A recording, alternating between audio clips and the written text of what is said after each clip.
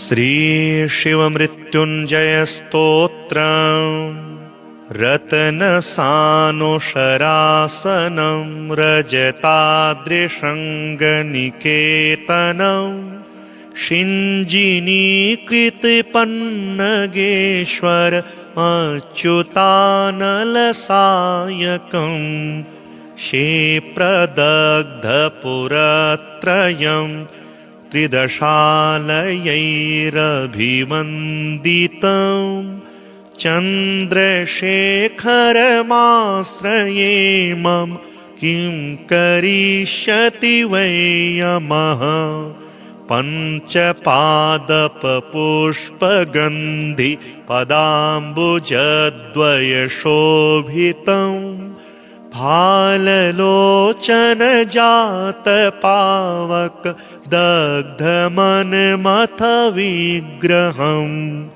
भस्मदिग्धकलेवरं भवनाशिनं भवमव्ययं चन्द्रशेखरमाश्रये मम किं करिष्यति वै यमः मत्तवारणमुख्यचरम कृतोत्तरीयमनोहरं पङ्कजासनपद्मलोचन पूजिताङ्घ्रिसरोरुहं देवसिद्धतरङ्गिणी करसिक्तशीतजटाधरं चन्द्रशेखरमाश्रये मम किं करिष्यति वै यमः कुण्डलीकृतकुण्डलीश्वर कुण्डलं वृषवाहनं नारदादिमुनीश्वरस्तुत वैभवं भुवनेश्वरम् अन्धकान्तकमाश्रितामरपादपं शमनान्तकं चन्द्रशेखरमाश्रये मम किं करिष्यति वै यमः यक्षराजसखं भगाक्षि हरं भुजङ्गविभूषणं शैलराज सुतापरिष्कृत चारुवामकलेवरं श्वेडनीलगलं परश्वधारिणं मृगधारिणं चन्द्रशेखरमाश्रये मम किं करिष्यति वै यमः भेषजं भवरोगिणामखिलापदामपहारिणं दक्षयज्ञविनाशिनं त्रिगुणात्मकं त्रिविलोचनं भुक्तिमुक्तिफलप्रदं निखिलाघसङ्घनिबर्हणं चन्द्रशेखरमाश्रये मम किं करिष्यति वै यमः भक्तवत्सलमर्चतां निधिमक्षयं हरिदम्बरं सर्वभूतपतिं परात्परमप्रमेयमनुपमम् भूमिवारिनभोहुताशन सोमपालितस्वाकृतिं चन्द्रशेखरमाश्रये मम किं करिष्यति वै यमः विश्वसृष्टिविधायिनं पुनरेव पालन तत्परं संहरन्तमथ प्रपञ्चमशेषलोकनिवासिनं क्रीडयन्तमहर्निशं गणनाथयूथसमावृतं चन्द्रशेखरमाश्रये मम किं करिष्यति वै यमः रुद्रं पशुपतिं स्थाणुं नीलकण्ठमुमापतिं नमामि शिरसा देवं किं नो मृत्युः करिष्यति कालकण्ठं कालमूर्तिं कालाग्निं कालनाशनं नमामि शिरसा देवं किं नो मृत्युः करिष्यति नीलकण्ठं विरूपाक्षं निर्मलं निरुपद्रवं नमामि शिरसा देवं किं नो मृत्युः करिष्यति वामदेवं महादेवं लोकनाथं जगद्गुरुं नमामि शिरसा देवं किं नो मृत्युः करिष्यति देवदेवं जगन्नाथं देवेशमृषभध्वजं नमामि शिरसा देवं किं नो मृत्युः करिष्यति अनन्तमव्ययं शान्तमक्षमालाधरं हरं नमामि शिरसा देवं किं नो मृत्युः करिष्यति आनन्दं परमं नित्यं कैवल्यपदकारणं नमामि शिरसा देवं किं नो मृत्युः करिष्यति रत्नसानुशरासनं रजताद्रिशृङ्गनिकेतनं शिञ्जिनीकृतपन्नगेश्वर अच्युतानलसायकं क्षेप्रदग्धपुरत्रयं त्रिदशालयैरभिवन्दितं चन्द्रशेखरमाश्रये मम किं करिष्यति वै यमः पञ्चपादपपुष्पगन्धि पदाम्बुजद्वयशोभितं फाललोचनजातपावक दग्धमनमथ विग्रहं भस्मदिग्धकलेवरं भवनाशिनं भवमव्ययं चन्द्रशेखरमाश्रये मम किं करिष्यति वै यमः मत्तवारणमुख्यचरम कृतोत्तरीयमनोहरं पङ्कजासनपद्मलोचन पूजिताङ्घ्रिसरोरुहम् देवसिद्धतरङ्गिणी करसिक्तशीतजटाधरं चन्द्रशेखरमाश्रये मम किं करिष्यति वै यमः कुण्डलीकृतकुण्डलीश्वर कुण्डलं वृषवाहनं नारदादिमुनीश्वरस्तुत वैभवं भुवनेश्वरम् अन्धकान्तकमाश्रितामरपादपं शमनान्तकं चन्द्रशेखरमाश्रये मम किं करिष्यति वै यमः यक्षराजसखं भगाक्षि हरं भुजङ्गविभूषणं शैलराज सुतापरिष्कृत चारुवामकलेवरं श्वेडनीलगलं परश्वधारिणं मृगधारिणं चन्द्रशेखरमाश्रये मम किं करिष्यति वै यमः भेषजं भवरोगिणामखिलापदामपहारिणं दक्षयज्ञविनाशिनं त्रिगुणात्मकं त्रिविलोचनं भुक्तिमुक्तिफलप्रदं निखिलाघसङ्घनिबर्हणं चन्द्रशेखरमाश्रये मम किं करिष्यति वै यमः भक्तवत्सलमर्चतां निधिमक्षयं हरिदम्बरं सर्वभूतपतिं परात्परमप्रमेयमनुपमम् भूमिवारिनभोहुताशन् सोमपालितस्वाकृतिम् चन्द्रशेखरमाश्रये मम किं करिष्यति वै यमः विश्वसृष्टिविधायिनं पुनरेव पालन तत्परम् संहरन्तमथ प्रपञ्चमशेषलोकनिवासिनं क्रीडयन्तमहर्निशं गणनाथयूथसमावृतं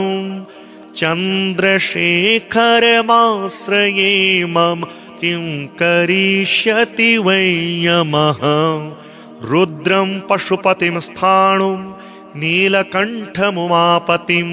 नमामि शिरसा देवं किं नो मृत्युः करिष्यति कालकण्ठं कालमूर्तिं कालाग्निं कालनाशनं नमामि शिरसा देवं किं नो मृत्युः करिष्यति नीलकण्ठं विरूपाक्षं निर्मलं निरुपद्रवं नमामि शिरसा देवं किं नो मृत्युः करिष्यति वामदेवं महादेवं लोकनाथं जगद्गुरुं नमामि शिरसा देवं किं नो मृत्युः करिष्यति देवदेवं जगन्नाथं देवेशं वृषभध्वजं नमामि शिरसा देवं किं नो मृत्युः करिष्यति अनन्तमव्ययं शान्तमक्षमालाधरं हरं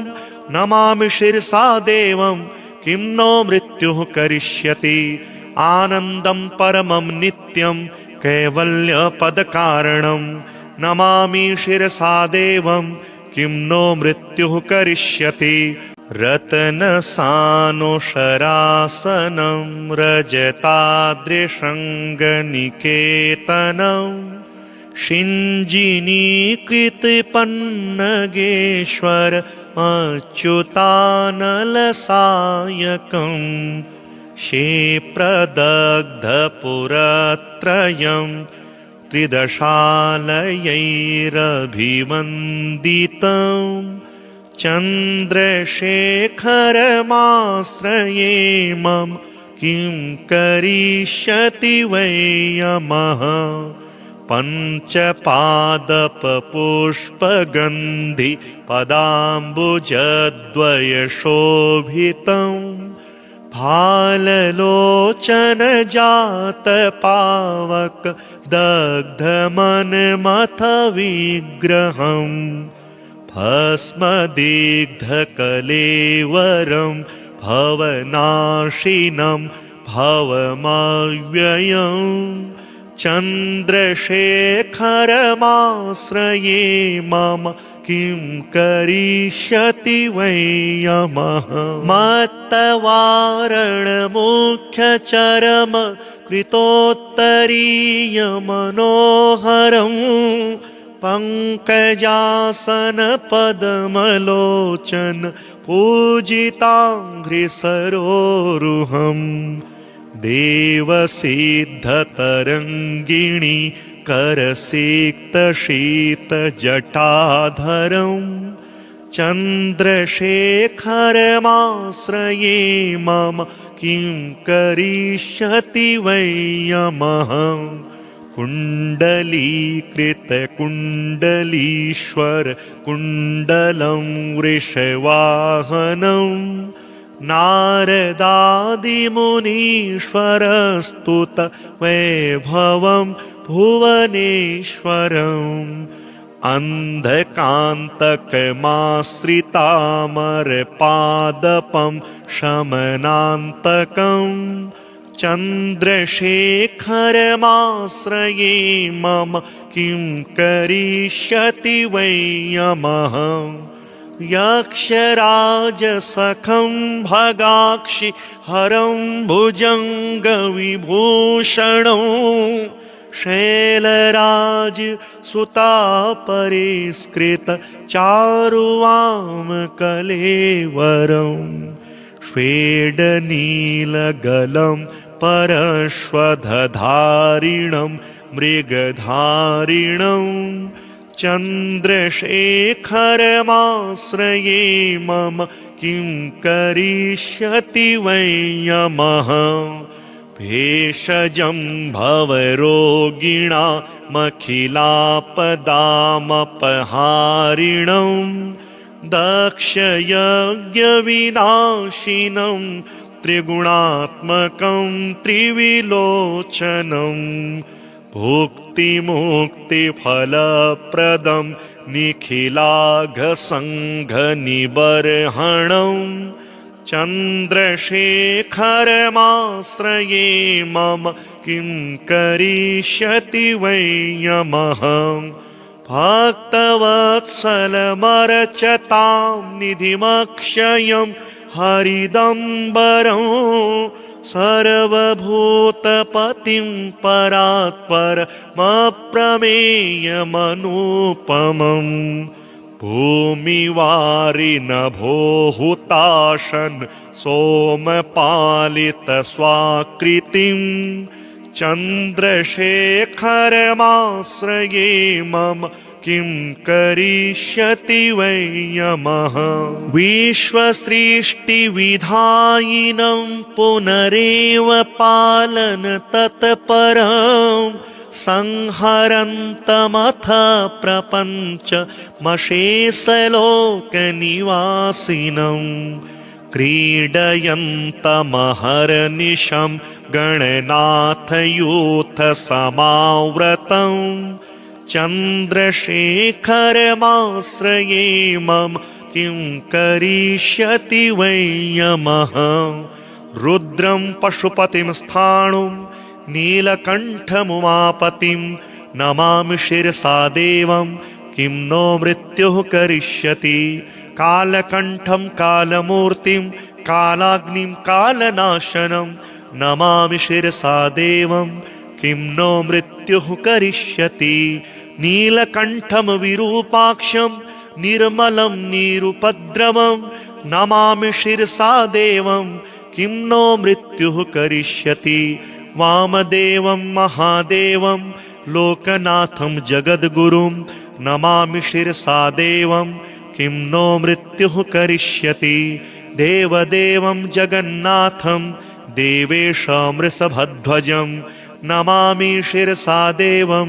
किं नो मृत्युः करिष्यति अनन्तमव्ययं शान्तमक्षमालाधरं हरं नमामि शिरसा देवं किं नो मृत्युः करिष्यति आनन्दं परमं नित्यं कैवल्यपदकारणं नमामि शिरसा देवं किं नो मृत्युः करिष्यति रत्नसानुशरासनं रजताद्रिशृङ्गनिकेतनं शिञ्जिनीकृतपन्नगेश्वर अच्युतानलसायकं क्षेप्रदग्धपुरत्रयं त्रिदशालयैरभिवन्दितं चन्द्रशेखरमाश्रये मम किं करिष्यति वै यमः पञ्चपादपपुष्पगन्धि पदाम्बुजद्वयशोभितं भाललोचनजातपावक दग्धमनमथ विग्रहं भस्मदिग्धकलेवरं भवनाशिनं भवमव्ययं चन्द्रशेखरमाश्रये मम किं करिष्यति वै यमः मत्तवारणमुख्यचरम कृतोत्तरीयमनोहरं पङ्कजासनपद्मलोचन पूजिताङ्घ्रिसरोरुहम् देवसिद्धतरङ्गिणी करसिक्तशीतजटाधरं चन्द्रशेखरमाश्रये मम किं करिष्यति वै यमः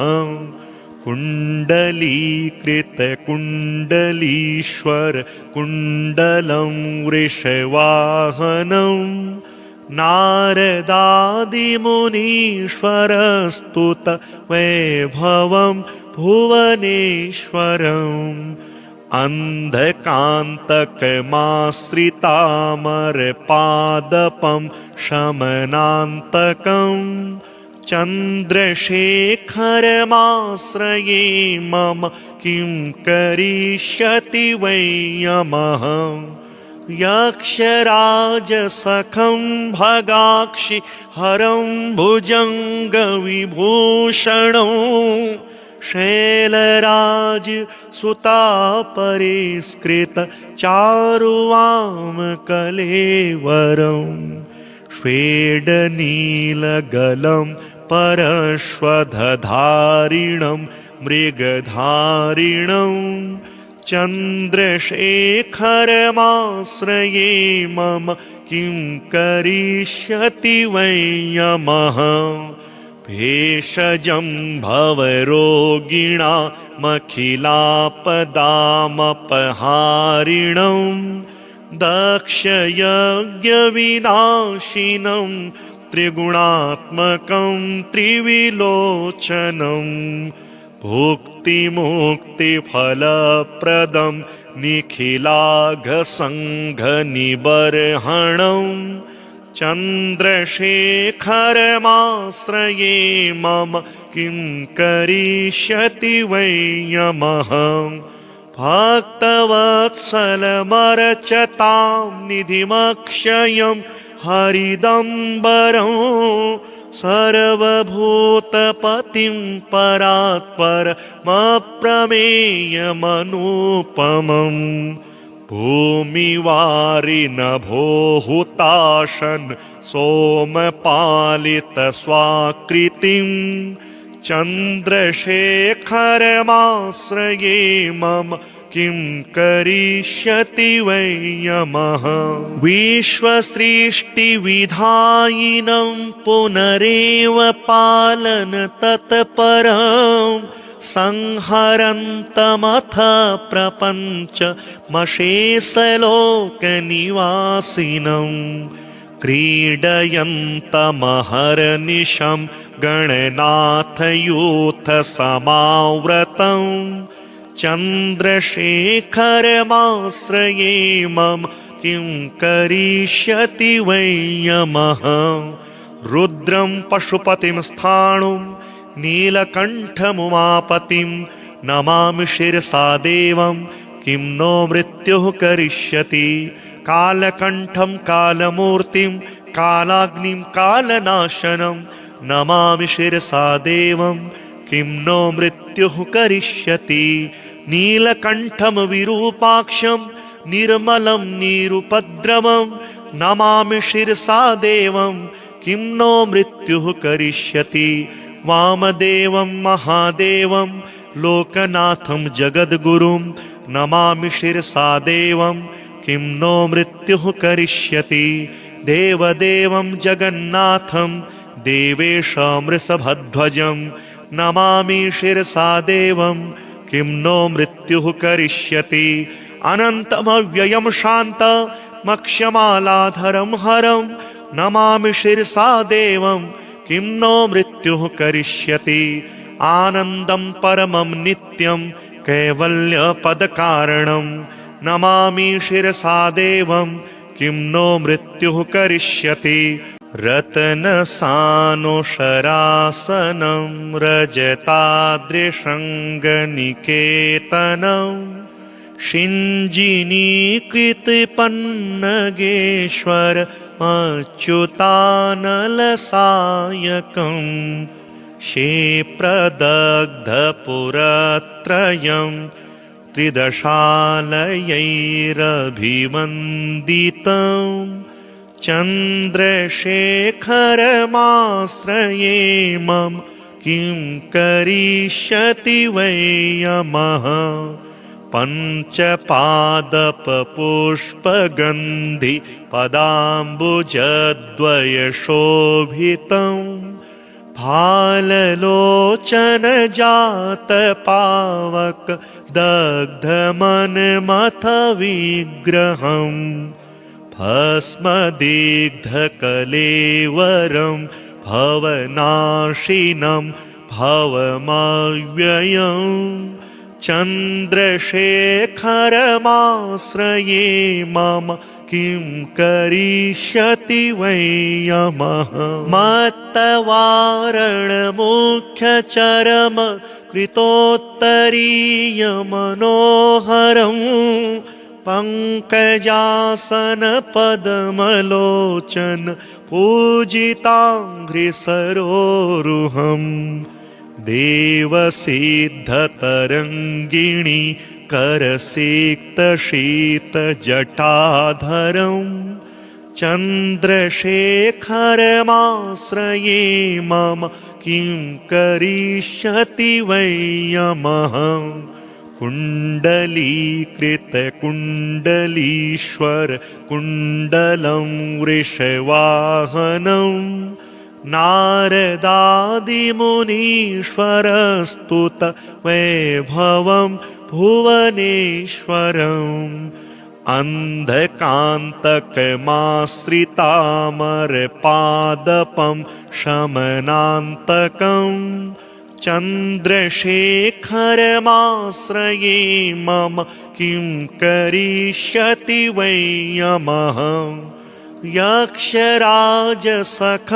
भगाक्षि हरं भुजङ्गविभूषणं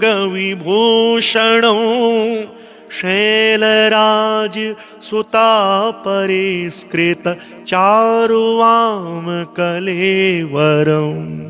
श्वेडनीलगलं परश्वधारिणं मृगधारिणं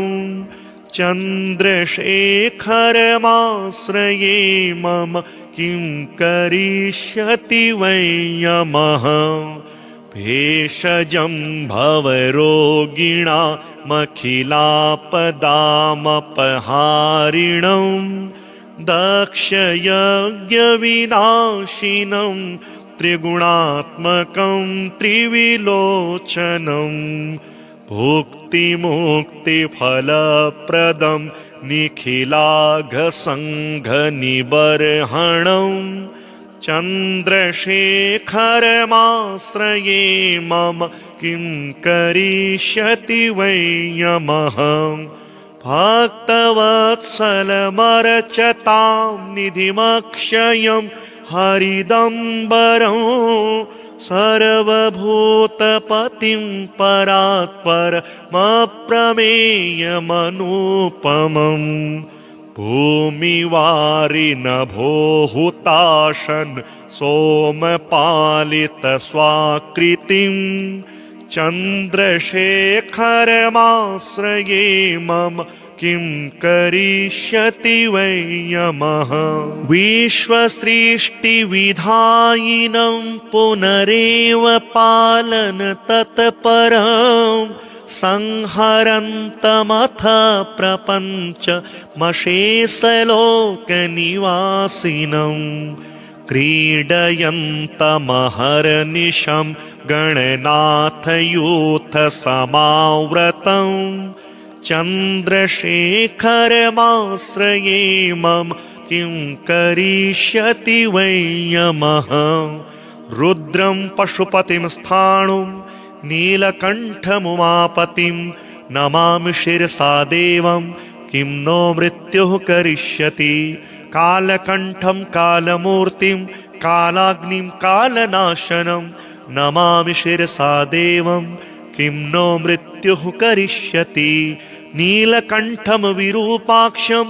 निर्मलं निरुपद्रवं नमामि शिरसा देवं किं नो मृत्युः करिष्यति वामदेवं महादेवं लोकनाथं जगद्गुरुं नमामि शिरसा देवं किं नो मृत्युः करिष्यति देवदेवं जगन्नाथं देवेशं वृषभध्वजं नमामि शिरसा देवं किं नो मृत्युः करिष्यति अनन्तमव्ययं शान्तमक्षमालाधरं हरं नमामि शिरसा देवं किं नो मृत्युः करिष्यति आनन्दं परमं नित्यं कैवल्यपदकारणं नमामि शिरसा देवं किं नो मृत्युः करिष्यति